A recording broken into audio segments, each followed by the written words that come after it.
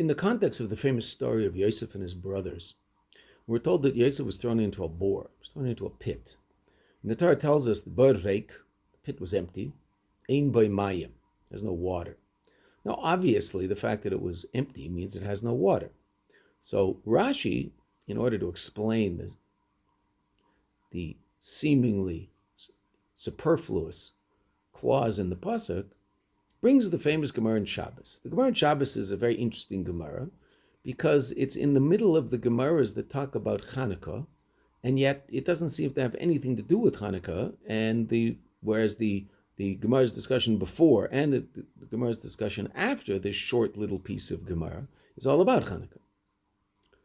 The Gemara says there that the bore is empty, and so why do we have to say ein by mayim?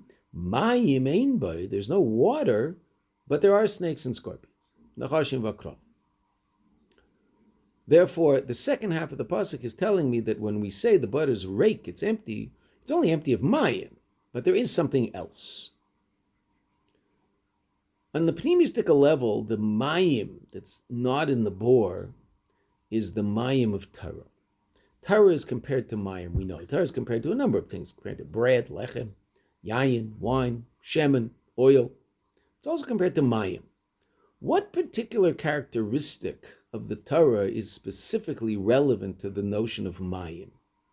It's explained in Chassidus that just like mayim comes from a high place and descends down to a low place, so too the Torah comes from a high place and descends down to a low place, which emphasizes the fact that the learner of the Torah has to be someone who has a certain state of humility, of bittul, of a state of their own lowliness, in a positive way, of course, not a negative lowliness where I'm not worth anything, but that I'm encountering something beyond me. I'm encountering something that's coming from a very high place, and as a result of that, the person can learn Torah more successfully.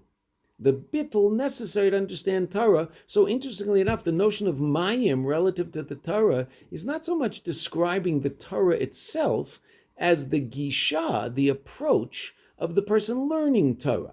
That the person learning Torah has to realize that learning Torah is what connects them to the Neisin of Torah, the one who gives us the Torah, HaKadosh Baruch. Later in the Sikha, the Rabbi brings an amazing medrash regarding Moshe Rabbeinu. The Moshe Rabbeinu was learning Torah with HaKadosh Baruch Hu, but he kept learning it and forgetting it, until HaKadosh Baruch Hu gave Moshe the Torah as a matana.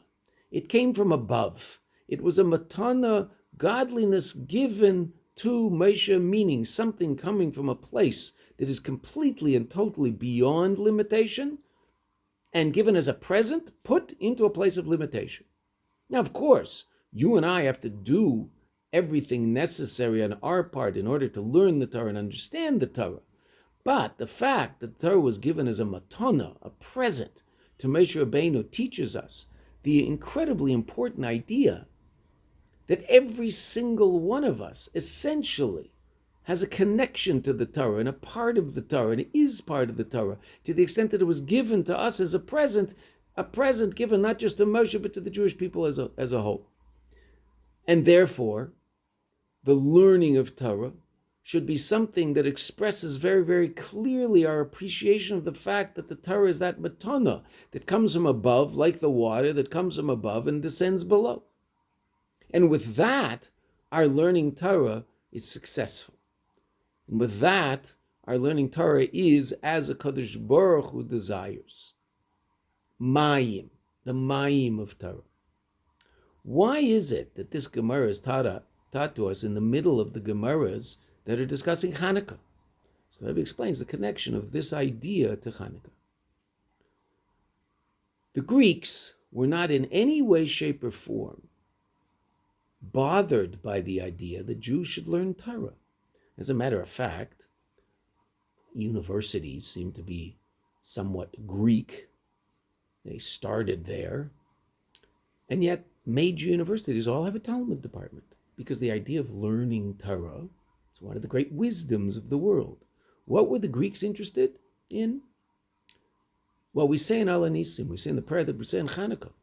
The Greek means Lashkicham Torasecho Lavira Michuke Ratzanecho. They wanted to make us forget Torasecho. They wanted to make us forget the fact that the Torah comes from you. The Greek has no problem with us learning Torah. The Greek is very interested in intellectual pursuit. But that learning of Torah should not include godliness. The story of Chanukah is all about the fact that we overcame that external power who was trying to disconnect us from the godliness of Torah. We overcame that. And chas v'sholem, we weren't lashkicham Torah, we didn't forget your Torah. It was given to us as a matana. It was given to us as something from a Kadosh Baruch Hu that is absolutely and totally connected each and every one of us. And therefore, it's something that we won't forget. But the reason we don't forget it is because it's your Torah. It's God's Torah. And that's the idea of the